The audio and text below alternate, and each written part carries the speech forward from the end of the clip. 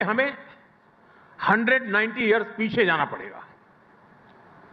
1857 के स्वतंत्रता संग्राम से भी पहले वो साल था 1835।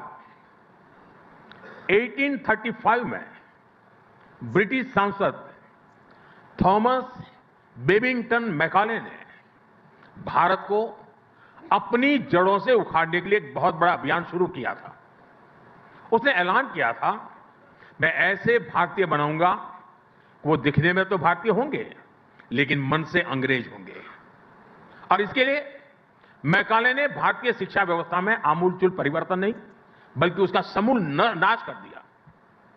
खुद गांधी जी ने भी कहा था कि भारत की प्राचीन शिक्षा व्यवस्था एक सुंदर वृक्ष थी जिसे जड़ से हटाकर नष्ट कर दिया। साथियों, भारत की शिक्षा व्यवस्था में हमें अपनी संस्कृति पर गर्व करना सिखाया जाता था।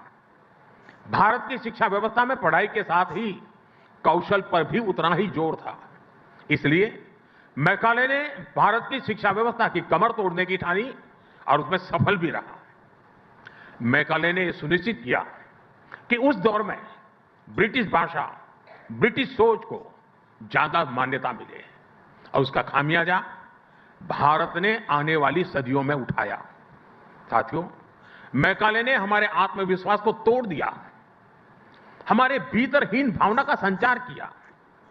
मैकाले ने एक झटके में हजारों वर्षों के हमारे ज्ञान विज्ञान को, हमारी कला संस्कृति को, हमारी पूरी जीवन शैली को ही कूड़ेदान में फेंक दिया था। वहीं पर वो बीज पड़े कि भारतीयों को अगर आगे बढ़ना है, अगर कुछ बड़ा करना है तो विदेशी तौर तरीकों से ही करना होगा। और ये जो भाव था वो आजादी मिलने के बाद भी और पुख्ता हुआ। हमारी एजुकेशन, हमारी इकोनॉमी, हमारी समाज के एस्पिरेशन सब कुछ विदेशों के साथ जुड़ गई। जो अपना है उस पर गौरव करने का भाव कम होता गया। गांधी जी ने जिस स्वदेशी को आजादी का आधार बनाया था उसको पूछने वाला ही कोई नहीं रहा।